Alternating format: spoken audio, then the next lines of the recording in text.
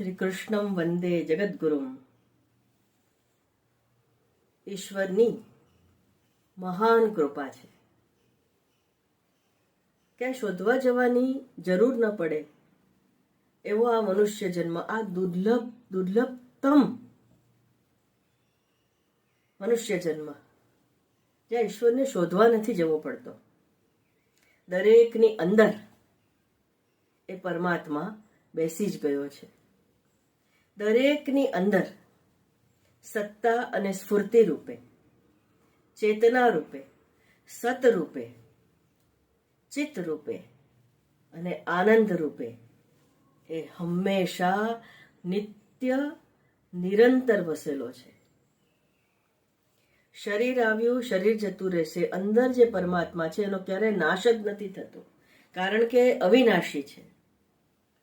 અંદર છે કારણ કે સર્વત્ર છે, તો મારી અંદર હોવાનો જ છે.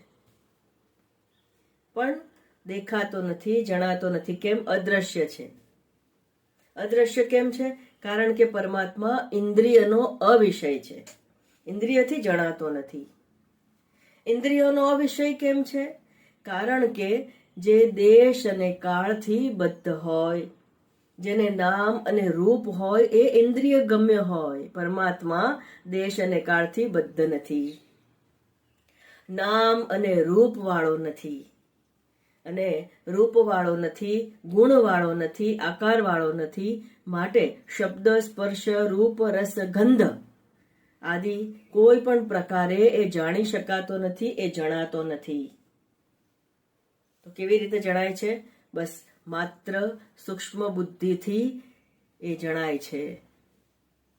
પણ એમને એમ જો આપણે મેળે એને જાણવાની કોશિશ કરીએ તો ક્યારેય જણાતો નથી. માત્ર ને માત્ર જે અનુભવ કરી ચૂકેલો હોય, કારણ કે બ્રહ્મ તો, પરમાત્મા તો અકર્તા છે, નિરાકાર છે. કેવી રીતે આવીને તમને ઉપદેશ આપશે? તો પછી આ પરમાત્માનો, બ્રહ્મનો ઉપદેશ લેવો કેવી રીતે? અમે કેવી રીતે જાણીએ કે બ્રહ્મ કોણ છે? બસ અહીંયા જ ગુરુની વાત આવે છે. આ જ તબક્કે જીવનના ગુરુનો પ્રવેશ જીવનમાં ખૂબ મહત્વનો બની રહે છે. ખૂબ મહત્વનો જ નહીં, અનિવાર્ય બની રહે છે, ને તો મોક્ષ નહીં મળે. પણ અહીંયા સાવચેતી એક જ રાખવાની છે કે જે ગુરુ હોય, ગુરુમુખ હોય, એ શ્રોત્રિય બ્રહ્મનિષ્ઠ જ હોવો જોઈએ.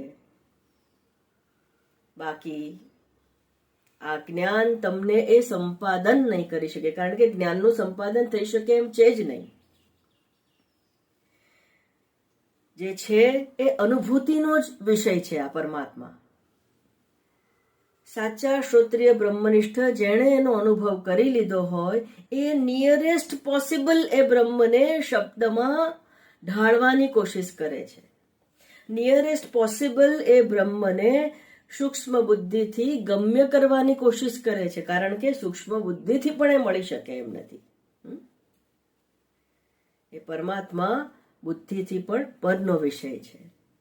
માટે સાચા શ્રોત્રિય બ્રહ્મનિષ્ઠ ગુરુનું સાનિધ્ય વત્તા એમની વાણીમાંથી નીકળતું એ અનુભૂતિ ગમ્ય જ્ઞાન, જેવી રીતે હવાનો વાયરો ચાલતો હોય, ખૂબ સુંદર બગીચા છે, રાતરાણી, ગુલાબ, ચમેલી, ખૂબ મહેક જેમાંથી આવતી હોય એવા ફૂલોનો બગીચો છે. હવે હવા એની ઉપરથી જ્યારે પસાર થાય છે, આપણે તો બહુ દૂર ક્યાંક બેઠા છીએ, હવા જ્યારે આ બગીચા પરથી પસાર થાય છે ત્યારે આપણે કહીએ છીએ કે ઓહો, સુગંધ આવી રહી છે, વાતાવરણ સારું થઈ ગયું છે. કેમ? પેલી હવા જે છે એ ફૂલ ઉપરથી વહી અને ફૂલના સંસ્કારોને લેતી આવી. તમે દૂર છો, બગીચો દૂર છે. બસ આવી જ રીતે આપણે એ પરમાત્માથી ઘણા દૂર છીએ. એ બ્રહ્મ પણ દૂર છે બગીચાની જેમ, પણ એને જાણી જેણે લીધો છે, એના શબ્દો, એનું સાનિધ્ય તમારી પાસે છે. આ બહુમૂલ્ય સાનિધ્ય તમારી પાસે છે, જેની કિંમત ઓછાને નહીં, જૂજને છે. જીવતો ક્ષત્રિય બ્રહ્મનિષ્ઠ ગુરુ જ્યારે વિચરણ કરતો હોય આ પૃથ્વી ઉપર, ત્યારે એને બહુ જૂજ લોકો જાણી કે ઓળખી શકે છે. પણ એ વાત અત્યારે અસ્થાને છે. કહેવાનું તાત્પર્ય, એ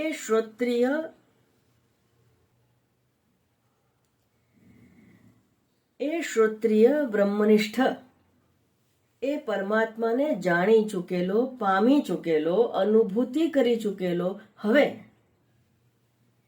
જે પણ કઈ જીવ છે, જે જિજ્ઞાસુઓ છે, જે મુમુક્ષુઓ છે, મોક્ષાર્થી છે, જેને આ જન્મ છેલ્લો જ, ફરી ફરી આવવું નથી, જન્મ મરણના ફેરામાંથી હંમેશ માટે મુક્ત થવું છે, એને માટે કલ્યાણ કરીને, એની ઉપર કૃપા અને દયા કરીને, એટલા જ માટે ગુરુને અકારણ દયા સિંધુ કહ્યો છે.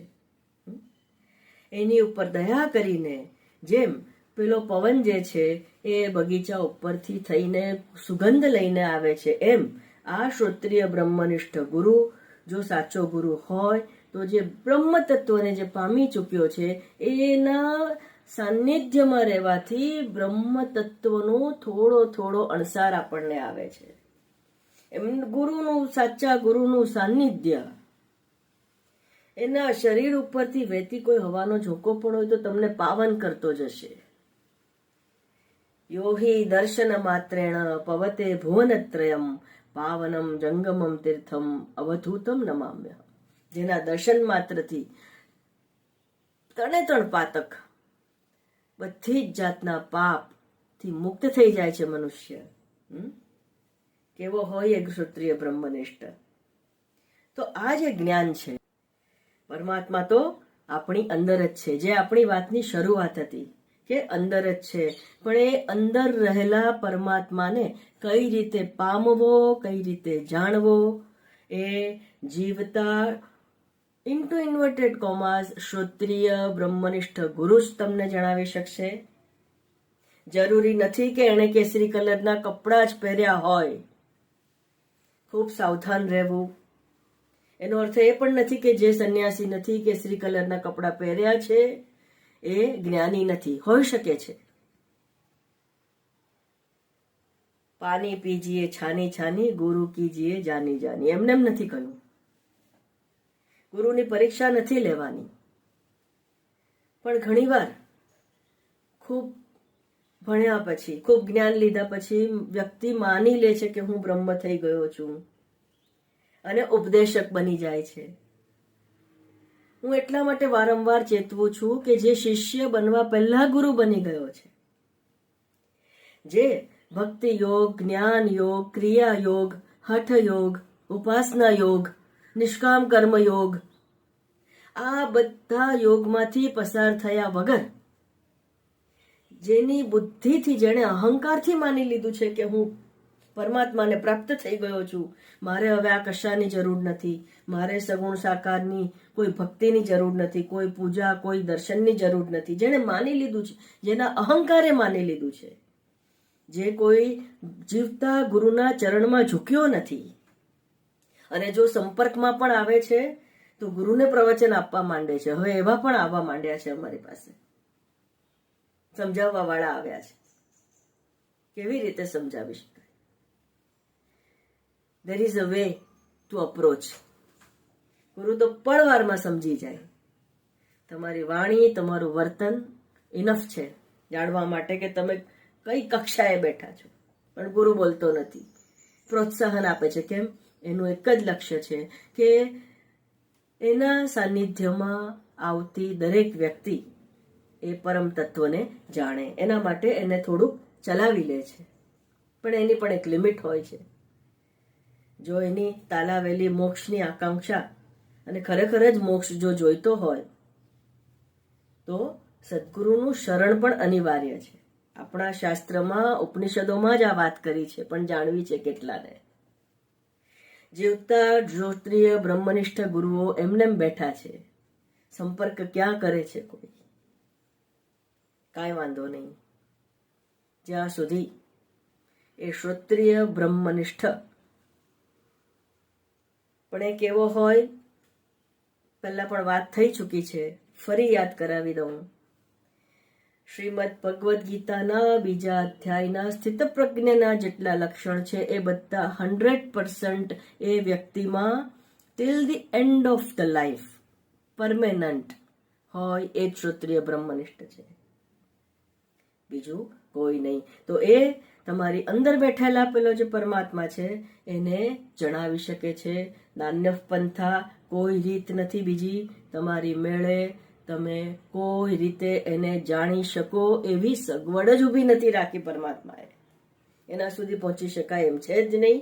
યતો વાચો નિવર્તન્તે અપ્રાપ્ય મનસા સહ.